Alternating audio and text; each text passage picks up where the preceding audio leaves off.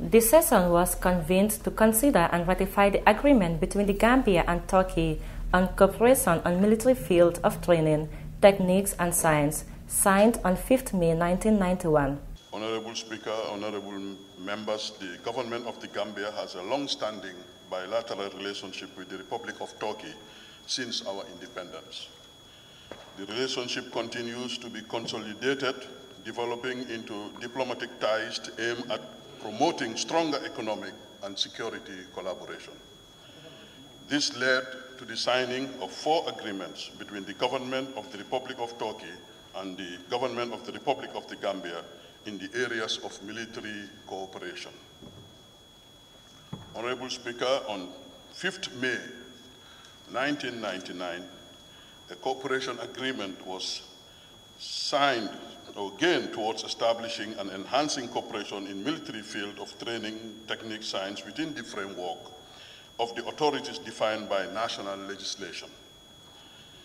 The agreement spelled out areas of possible cooperation which will serve as the umbrella for any other agreement between the 2 countries in military cooperation.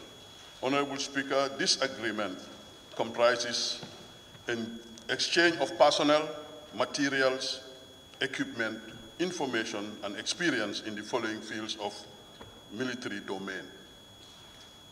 The first is military training and education, cooperation between the 2 infantries, i.e. land forces, cooperation between naval forces, cooperation between air forces, where applicable, of course, cooperation between gendarmerie, national guards, military, technological, scientific development, invitation of observers to military training exercises, logistic cooperation, cooperation on defense industry, cooperation on military health service. The proposal was, however, met with another proposal. The Deputy Speaker, Mamadou Sane, who also doubled as chairman of the Standing Committee on Defense and Security, asked that the request be taken to his committee for proper scrutiny.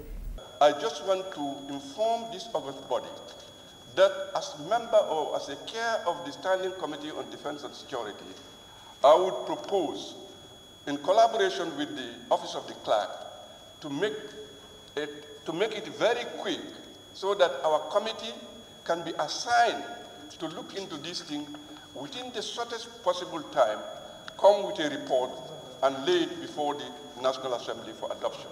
The National Assembly member for Serekunda was forced to agree to Sane's proposal. I would concur with the proposal made, with the motion made by the chair of the committee, but adding to it, if the chair also would agree, because this motion, looking at the agreements and the protocol, do not appear to be very bulky.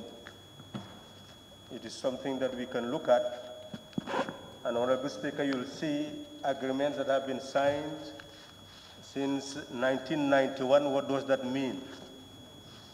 That is why it is important to go into the substance, because if you look very quickly, you will see certain agreements lapsing within 5 years, which means every 5 years it seems something ought to be done. So that is why it is important to go into the text, into the content, and guide the National Assembly so that we know that maybe we are not ratifying what has been ignored for 20-something years. Maybe there are ways of doing things that are clearly indicated in the text. And Honorable Speaker, I would say that even if the committee is allowed, immediately after this session, the committee could meet and work on the report, and if the Assembly would entertain any day within this week for a presentation, we should be able to work together to do that. Speaker of the National Assembly, Honorable Marijak Denson, concluded that the motion be referred to the said committee and that the committee should report back to the Assembly as soon as possible,